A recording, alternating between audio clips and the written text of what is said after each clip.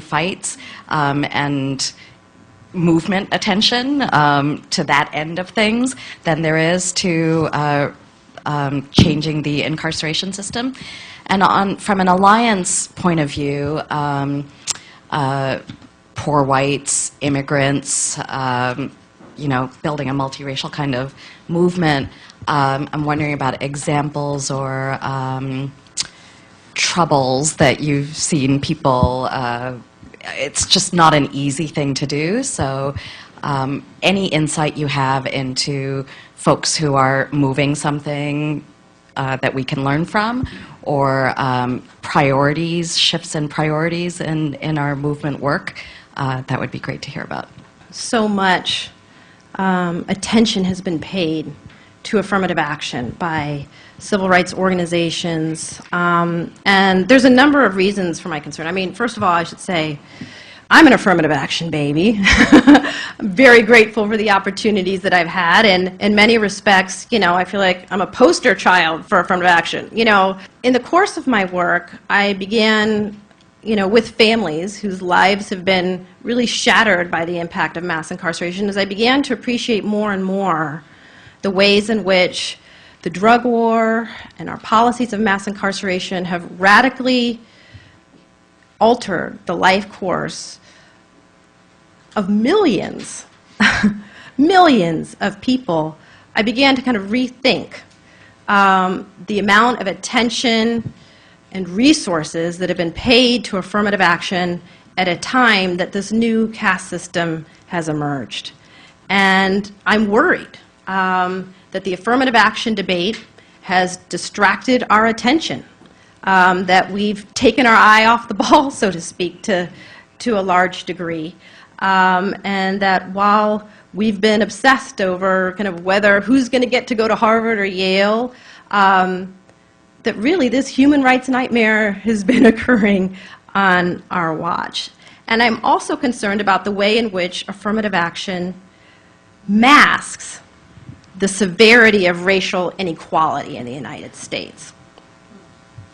It masks it. It makes things look good on the surface without any changes in the fundamental structure of our society. Now, if we were building a movement that meaningfully addressed those structural changes at the same time that we were fighting for affirmative action, I think a case could be made, well, we can do both at the same time. Well, we haven't done both at the same time. We haven't built a movement to end mass incarceration, haven't built a movement for educational equity. We actually haven't succeeded in building a movement. Those movements, real movement building work, ended back in the 60s. And since we haven't been successful in building those movements, I think there are reasons to kind of ask, should our attention have been channeled in another direction? I also think that affirmative action has helped to encourage this kind of trickle-down theory of racial justice. This idea that if you just put black people in positions of power, that somehow kind of social change will trickle down. And I think that theory of social change is just kind of belied by reality, I think the history of social movements suggests that change happens most effectively, most meaningfully, and with the most lasting results when it happens from the ground up, from the bottom up. So I think that we may have kind of encouraged, civil rights advocates have maybe encouraged people to buy into the idea that if only there's a black police chief, well, then things will be different. Well, what we need to do is integrate the police force. If we ensure through affirmative action that there's more black officers, that will help to solve racial profiling. Well, not so much. Not so much.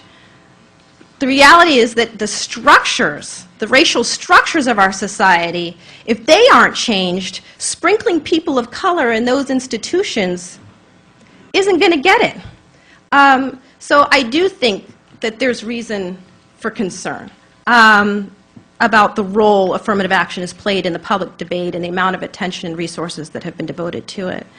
And I think that the hard work of building that multi-ethnic, multiracial kind of movement that is necessary, not just to end mass incarceration, but rather to kind of achieve the dream that King had back then, you know, there's no easy roadmap for that. But I do think that the shift from a civil rights movement to a human rights movement, a shift that Malcolm X called for, you know, in his final days, that, you know, the SNCC leaders were calling for back in the day, that we need to stop talking about civil rights and start talking about human rights, that shift is long overdue. And that, you know, we really need to begin a public discourse and, you know, aggressive advocacy around ensuring basic human rights, the right to work, the right to adequate education, the right to health care, kind of the whole gamut, that is rooted in the notion that we are all entitled as humans to these economic and social rights. We're not just entitled to the right to vote again and again for the same political actors who failed to deliver because they're bought. So we have to take responsibility for the movement building at the bottom up, and I think it should be rooted in a notion of human rights, not just civil rights. In reference to the pervasive public ignorance to this contemporary form of racial social control, what role do you think that the persistence of widespread myths play in maintaining the system? And I think of particularly the persistent misconception that there's a significant difference between powder and crack cocaine and the mandatory minimum sentencing. Yeah, well, I think that there's that myth out there, you know, that crack is far more dangerous or destructive than powder cocaine, and that may justify, you know, this 100-to-1 sentencing disparity between crack and powder cocaine. But, you know, at least in policy circles, you know, those myths have been debunked, and they've been debunked for a long time now. And, you know, I think that when we take a look at kind of, again, the origins of these disparities, yes, there was kind of a frenzy associated with crack cocaine and a lot of horror stories associated with crack cocaine at a time that these laws were passed. But there was also a tremendous amount of racial resentment and hostility that was being unleashed through these implicitly racial political appeals. So I'm not so sure that really the most important thing that needs to be done is to kind of debunk myths about is crack really more harmful than powder and that sort of thing, but rather to challenge people to care as much about, you know, the kids who are caught with crack cocaine as they do about the kids who are caught with powder cocaine. You know, kind of as I said earlier, no matter what drug you're caught with, if you care about that person, your answer isn't a cage and a lifetime of social exclusion and discrimination. So at bottom, I think it's really kind of that lack of care and concern across racial lines that's responsible for the crack versus powder cocaine disparity, even more so than myths about kind of the relative harmfulness. I'm not sure who's next. I think your hand had been up. It's hard to keep track. We talk about the drug war coming out of the 1980s. Later on, there's a drive to really sort of bring the juvenile justice system into the criminal justice system to just sort of to start sentencing juveniles as adults, etc. And now, you know, the real drive to almost assert that immigrants have no rights, which citizens are bound to respect. I'm sort of at the point where, is there, you know, one, can there be yet another group, social group, that we are mass incarcerating? And two, if so, who? There's a prison building boom going on for these kind of immigrant detention centers, particularly in the Southwest, which are typically run by private corporations or very profitable. And so, you know, also in, you know, states like California, the drug war shifted from principally being concerned with African Americans to focusing primarily on Latinos. So it's not just those who are thought to be, in the country illegally, but also those who are imagined to be drug dealers. Latinos have been a major target. And, interesting data that was released by the Sentencing Project, just a month or so ago, suggested that the first time since the drug war was launched that the rate of incarceration for whites is increasing at a time when the rate of incarceration for blacks for drug offenses has begun to decrease, which, suggests to me that this is a hungry beast, right? That now that a lot of money can be made from incarceration, and private prisons now see that a lot of money can be made from warehousing people, it's not just African Americans anymore that are the principal target of control. And while this is really bad news for all the people who are being targeted, it does create important opportunities for coalition building and for people of pretty drastically different life experiences and backgrounds to see the ways in which kind of they can be harmed by this system of control and have a real invested kind of interest in seeing it dismantled. Yeah. Thank you. Thank you. Thank you very much for raising this. I'm utterly surprised why the subject of mass incarceration, including and beyond the very important racial aspects, is treated so trivial in the United States. So few people are interested, and I have lots of friends who are liberals, attorneys, and it just isn't an issue that concerns them. And yet we go prattling around the world about freedom, issuing human rights reports on countries like Iran. It's insane. Thank you for your comments. I don't know who's next. Go ahead. Three of the things that I think would aid and abet the system of mass incarceration are mandatory minimums, the school-to-prison pipeline, and the focus on incarceration versus rehabilitation for the majority of people, like you said, that are caught with drugs that under possession, thus being drug users.